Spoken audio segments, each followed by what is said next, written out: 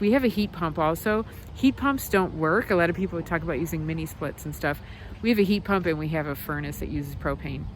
Heat pumps, they move the temperature up a certain amount of degrees. So when it gets really cold, like into the 20s or even low 30s, usually a heat pump doesn't work, and you can actually break one in a trailer. So we won't be using the heat pump.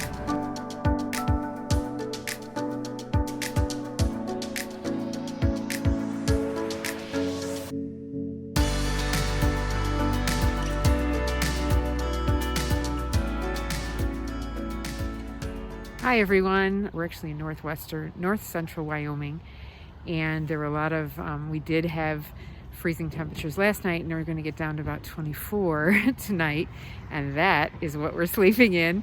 So the RV parks are definitely not a privacy place. Where we're located in this park, you can see our trailer over my shoulder there, is very, very crowded. It's more like a parking lot in this area. There are other sites. You can see all the trailers back there.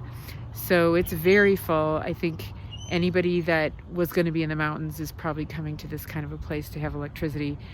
We use propane for heat, but electricity is helpful to have to run the fan. So it is a combination thing. And we have a heat pump also. Heat pumps don't work. A lot of people talk about using mini splits and stuff. We have a heat pump and we have a furnace that uses propane. Heat pumps, they move the temperature up a certain amount of degrees. So when it gets really cold, like into the 20s or even low 30s, usually a heat pump doesn't work, and you can actually break one in a trailer. So we won't be using the heat pump. We do use it for air conditioning if we ever wanted air conditioning. We've only done that once, and that was a day that was raining, and we were trying to actually dehumidify. So we ran it for, I think, an hour or something. So we know it works, but generally we don't run it. So so that's just an update. I am going to be talking about condensation. I talked about that in another video, and I took a ton of pictures this morning because when we woke up this morning, as I said, it was freezing last night. When we woke up this morning, our windows were largely wet from condensation from our breath. And it's just the two of us, and it was really cold, and we actually had the windows open partially, even though we're running the heat. I think our thermostat was set at about 65 or 60. I think we were at 60 overnight, and I don't know if it felt that way. We have so much glass in this trailer that glass, it's single pane glass, is not insulated. And so in condensation, when a warm, moist, warm being relative, I've talked about this, when warm, moist air hits a cold surface, it condenses. And so the analogy that I can use most frequently is, say, that glass of ice water you have in the summer on your picnic table, and you end up with this big puddle on the picnic table. Well, it's not because your water has leaked out of your glass. That water is from the air. So it's the humidity in the air, which is relative, touching the cold surface because the glass is cold because there's ice water in it, and then rolling down the sides and ending up in a huge puddle. And that can happen in our buildings. And so what seems like something that's really insignificant, water vapor in the air, which, as I said, can come from our breath. It can come from cooking, come from washing.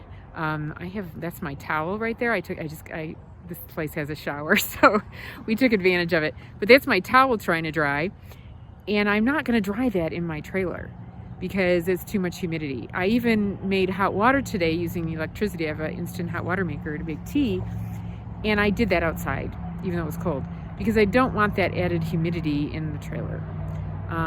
And so in our homes, we have the same issue where water comes from is something as benign as our breath, our skin, the number of people you have living there. If people work out, it makes more moisture in the air. Cooking, boiling water, making tea or coffee, all generate moisture into the air that then can cause condensation. And depending on the temperatures outside versus in is which direction the air is going. So in this case, it was more moisture inside. So the inside of my windows had condensation on them this morning. And we see that a lot in the winter in houses. And that's just from the humidity in the house.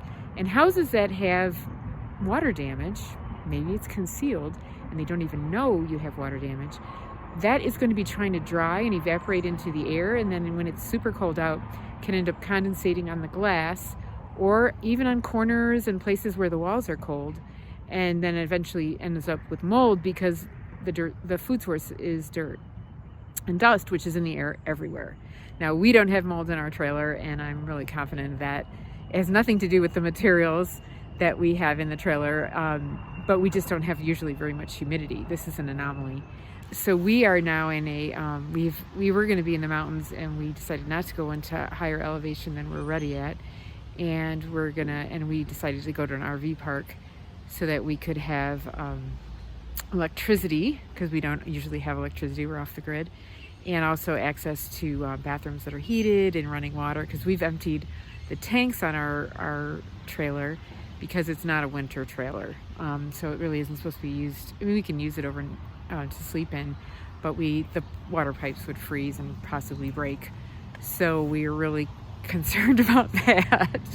It's a total bummer though not to have water in the trailer, because we use it all the time for brushing our teeth and washing our hands and that sort of thing.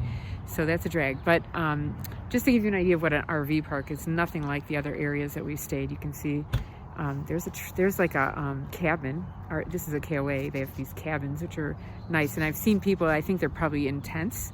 They're probably regularly in tents, and they're staying in those because of this cold snap. So for whenever you're watching this is the beginning of September, I think around September 9th. And so it's really odd to be having snow. And there are people that we've met here who came from South Dakota, where they had 11 inches of snow last night, and they woke up to it. And we have heard of I-80 is closed because of all the accidents and bad weather and ice. And so that's not something we want to do with the trailer. We haven't had snow that we've seen. It is supposed to get colder tonight. So I just wanted to talk about that in terms of condensation, let people know where we're at. We're safe. Tonight's going to be the coldest night that we've ever had camping. It's supposed to get down in the mid-20s. And so I'll be glad when it's over, and I'll let you know. But after today, it's supposed to go back up. It was 100 degrees 3 days ago. 100. And we're talking about 24 at night here now in basically the same area. It does go back up into the 80s during the day, and maximum cold of 40 or 50, actually I think mostly 50s after this. And then when we're on the rest of our trip, we're going to head south so that we don't have to worry about it. But this is unusual. People keep saying it's Wyoming, and that's just the way Wyoming is, and I guess so. My mission is help you guys find out what you need to know about your buildings so that you can recover your health, as my family has done and we continue to do. I'll see you on the next video. If you enjoyed this video, hit subscribe. For more free information on safe building, avoiding mold, and water damage, visit avoidingmold.com.